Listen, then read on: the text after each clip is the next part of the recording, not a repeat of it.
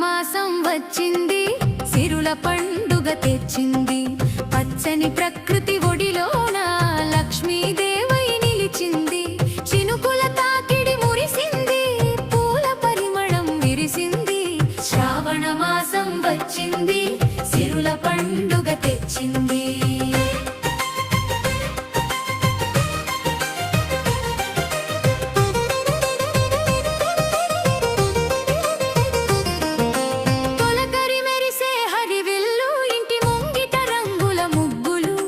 పసుపు కుంకుమ శోభలతో వెలిగే నవ్వుల దీపాలు, పట్టు చీరల ఘల్లున సవ్వడి పసిడి నగలకు సంతోషపు అల్లరి.